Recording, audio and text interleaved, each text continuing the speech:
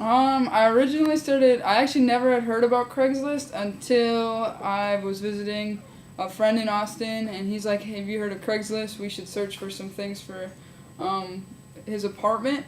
So we started searching for things a few years back on Craigslist. What were we looking for? I think some golf clubs actually. We were looking for sporting equipment so we could do stuff in Austin together, and we ended up actually buying a chair and a dining room table. And then I like to look at for a lot of things just because it was fun, and some of the things that are posted and the prices people want entertain me. Start over. I have used Craigslist to find my roommate here in Austin. I've sold a car on Craigslist. I have bought furniture. I have purchased tickets on Craigslist. I have found my dog sitter on Craigslist. I have found dogs to play with on Craigslist. So for Christmas break, I wanted to rent a car and drive home so I could bring my dog back to Austin. And I rented a car, but I had no one to go with, so I decided I would try to find people on Craigslist who needed a ride up north or along the way on my trip. I didn't post an ad on Craigslist. I just searched through the ads that are already there for ride shares, and I responded to there was a student here at UT who was looking for a ride to Indianapolis, and so I responded to her and I told her about me, and we set up a place to meet on campus at one of the coffee shops, and I met her and I decided, okay, we could ride up north together.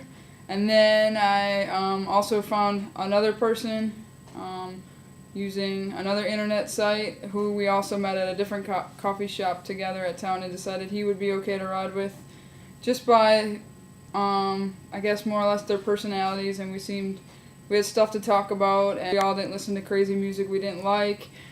So it all turned out. I didn't think about that I was riding with strangers at all, other than when they drove, I had trouble sleeping in the car because I wasn't sure how good of drivers they were.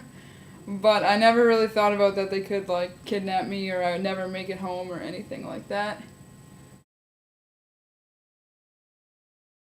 I've only had one negative experience on Craigslist, and it was just recently in November.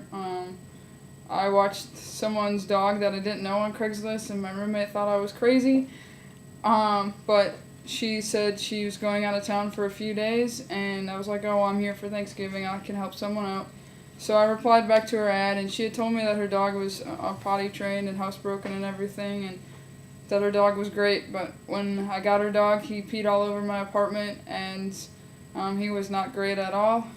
He was actually a puppy, and she didn't say he was a puppy, so it was pretty bad experience. And then when she said she was going to be back on a Friday, she was not back till Sunday, and Sunday at like 10 p.m. So my roommate wasn't very happy with me, and it turned out that I ended up not getting paid for watching her dog for 5 days. So it was a super negative experience, and I told myself I was never going to use Craigslist again. And I stayed off Craigslist for a few months.